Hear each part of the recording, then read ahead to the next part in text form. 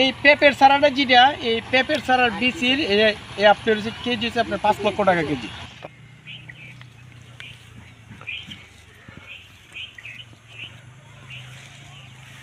আসসালামু আলাইকুম ভাইজান, কেমন আছেন? ওয়ালাইকুম সালাম ভাই। ভাইজান, আপনার এখানে আসলে দেখতে পারতেছি যে বিভিন্ন ধরনের ফলন্ত গাছ আছে। আপনার এখানে কি কি গাছ মানে চাষ করেন?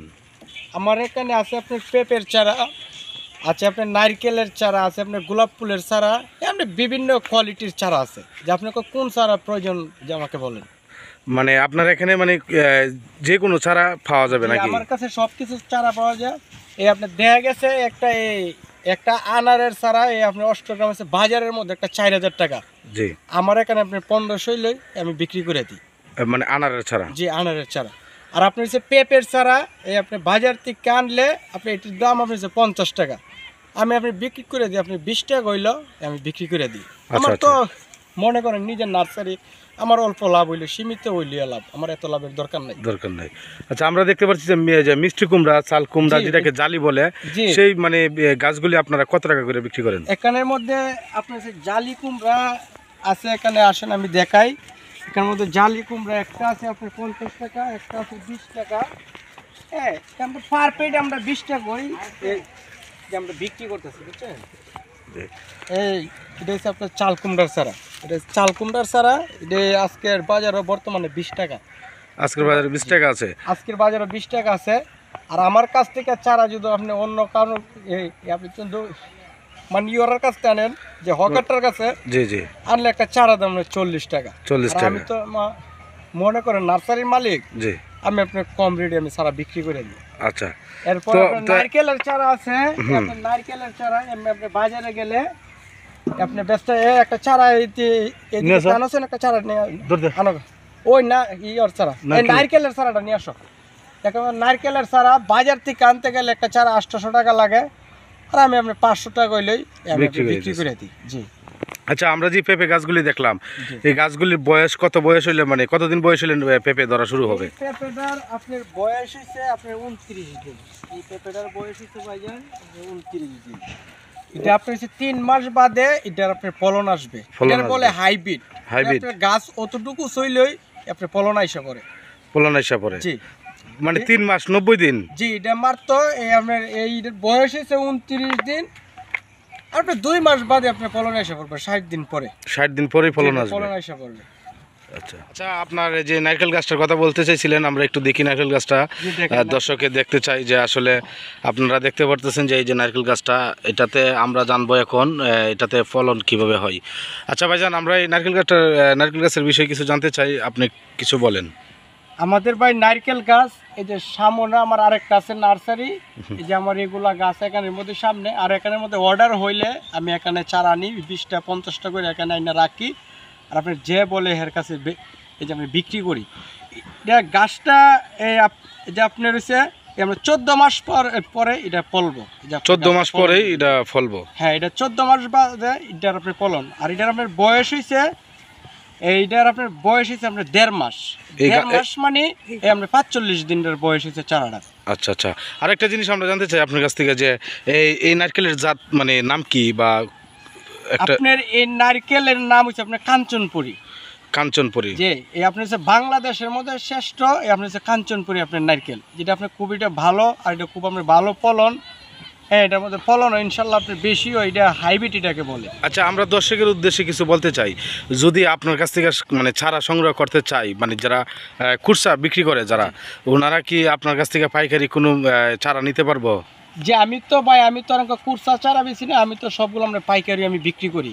আর আমার হচ্ছে 4-5 জন হকার আছে, যে আমার হকারটা বেচে চারা।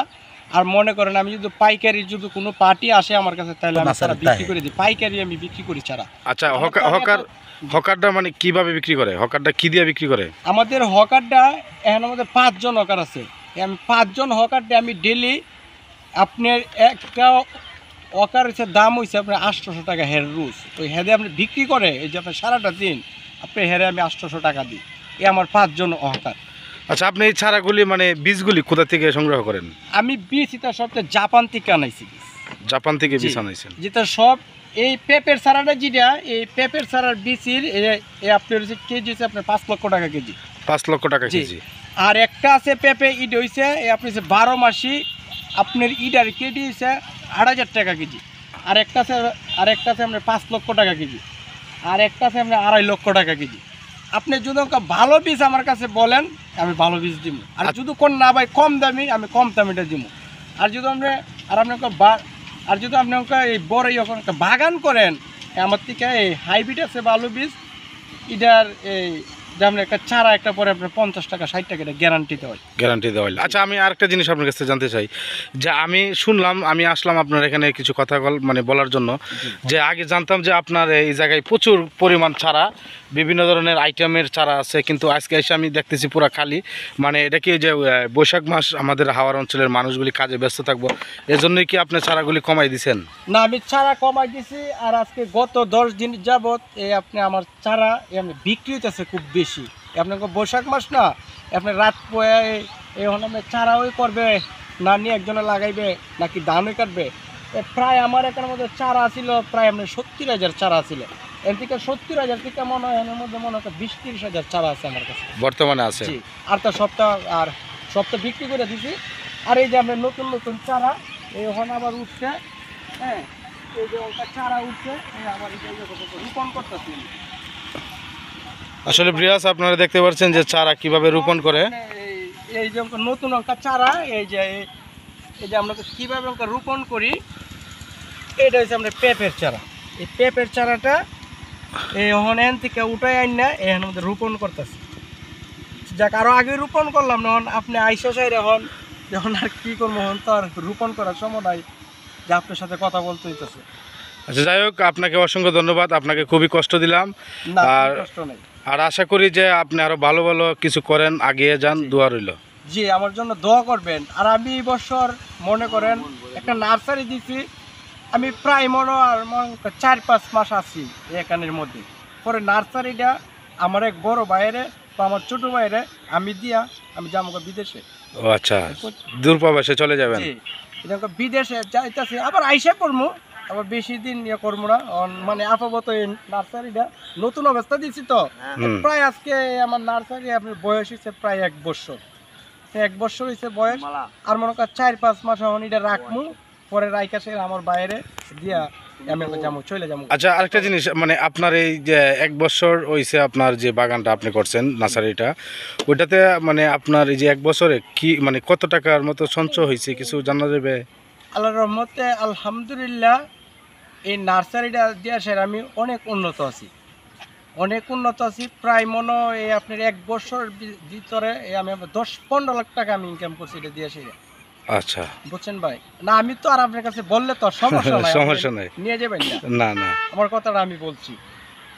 আর প্রায় আরো ওই আমার নার্সারি আরেকটা আছে, ওই যে আমার বাড়ির এই যে আপনার সামনে এটা আপনি যে বড় নার্সারি, আবার এটা তো আবার আপনার দেয়া গেছে কি বর্ষাকালে এখানে মধ্যে পানি উঠে পড়ে, বুঝছেন?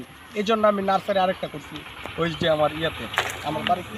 আচ্ছা, ঠিক আছে, আপনাকে অসংখ্য ধন্যবাদ, আপনার কাজে ডিস্টার্ব করলাম।